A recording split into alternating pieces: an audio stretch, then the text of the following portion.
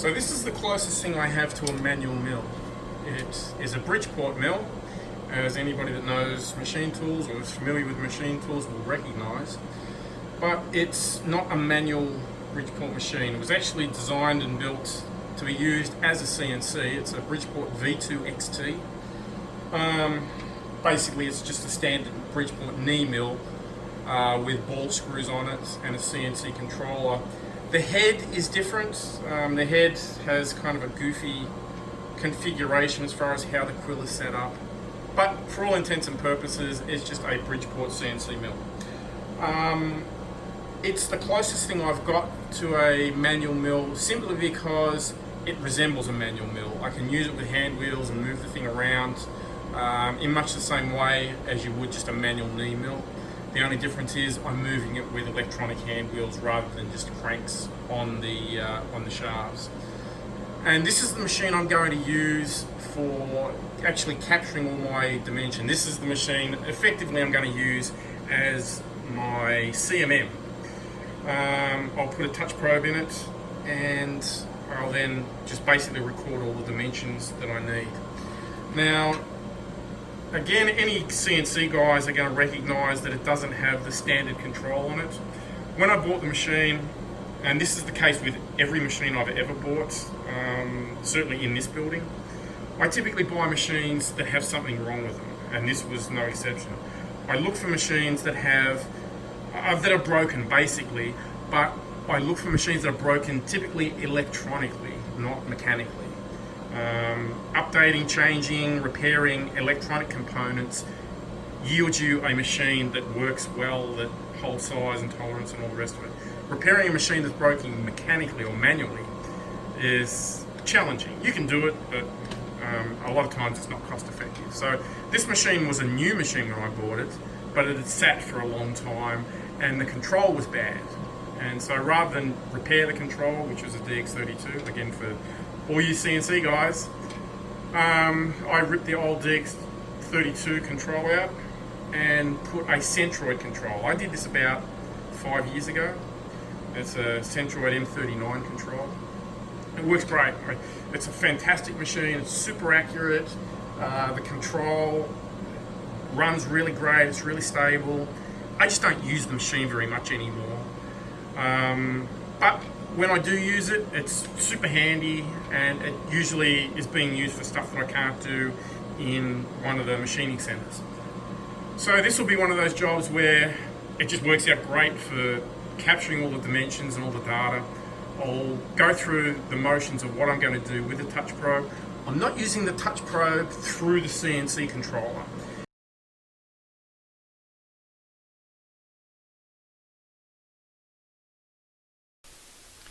This is taken directly from the centroidcnc.com website. It just shows their digitizing software in action. For those of you that are not familiar with digitizing, this is it.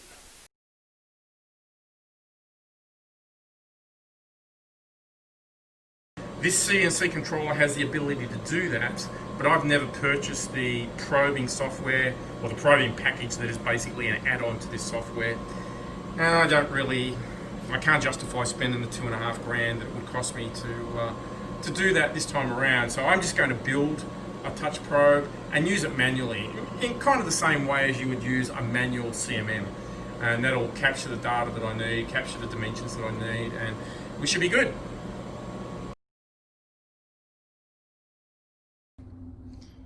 So no touch probe on your machine? No problem. We're going to go ahead and build one. This is just a bunch of stuff that I picked up from eBay and DigiKey and a bunch of electronic suppliers. This is just a simple little touch probe. Let me get it in the field. A simple little touch probe that I picked up off eBay, a couple $100. Basically, it's just an on-off probe. It's effectively a digital probe, not analog.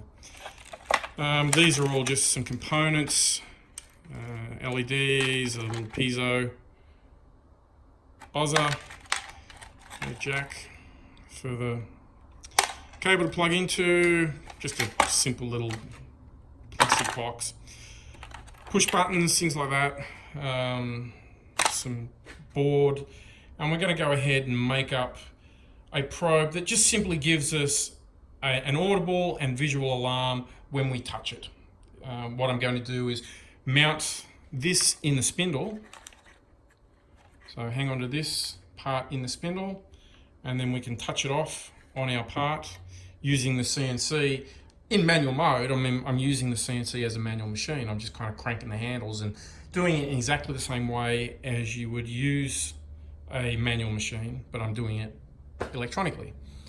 And then when this actually, when it touches the part, when this comes in and we touch an edge, our edge finder, for want of a better terms, is going to give us an alarm.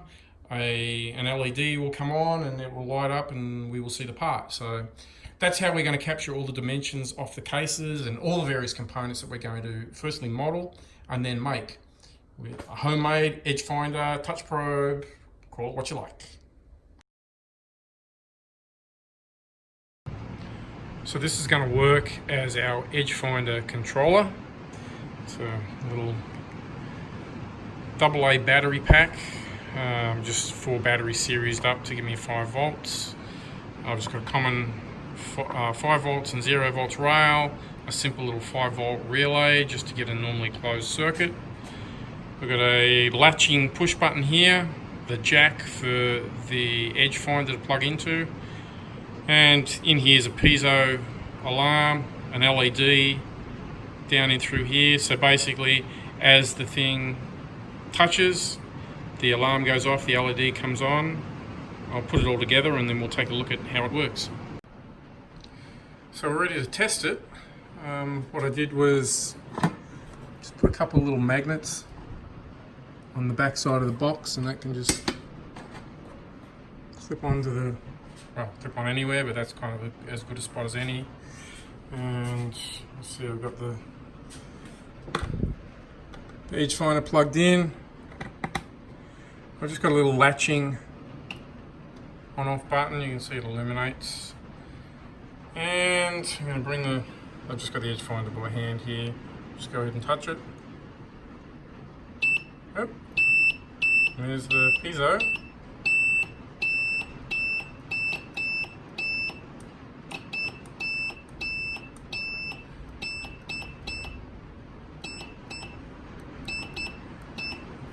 Alright, so it seems to work fine. Now it's a matter of seeing how repeatable it is. So I'll go ahead, set it up in a collet, and we'll then test to see how repeatable the overall process is, but so far it looks good. So now we're going to test it out and see how repeatable it is.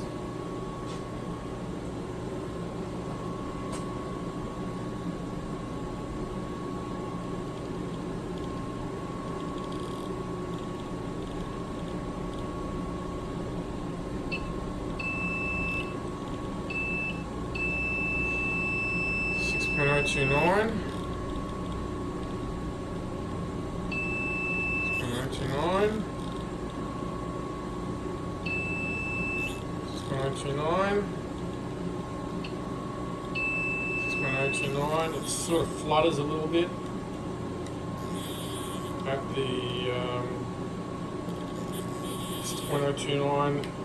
Well, 6.03, it sometimes give a little bleep and then stops. It seems to be fairly repeatable at 6.029. We're going back down to minus 0.2 on the Z, so in the same position. And I've already zeroed this actually, so now we're kind of interested to see if it comes back to 0 on this side. So moving in. Yeah, right on. And again. And one more time for good luck. Very good. Let's go back to the other side. And why I'm bouncing from side to side is because it's basically knocking the stylus off axis in both directions. So if I was going to see error, I would expect to see it by doing this. And here we come back again. 6.029 was where it zeroed out. We got a little bleep at 6.03 a few times. So 6.033, 2, 1, 0.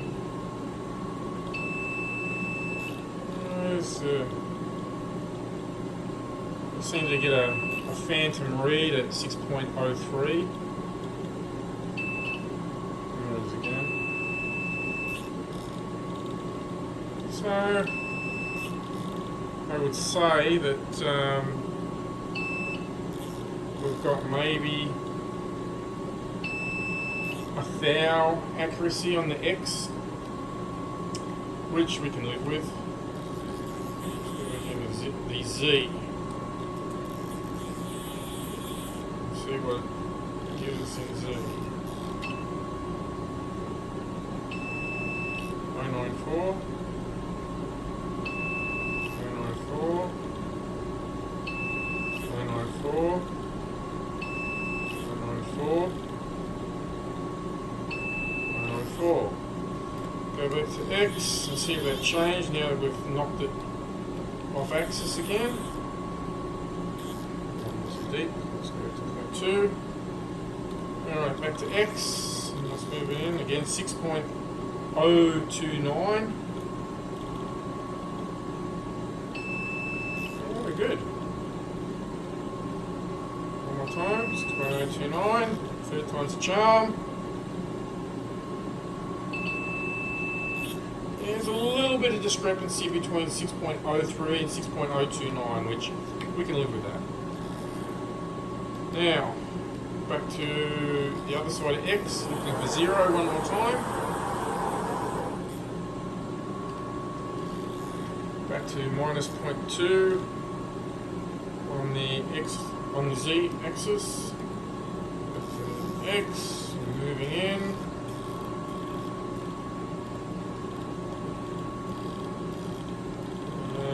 Down now, we're almost at 0. 10 thou.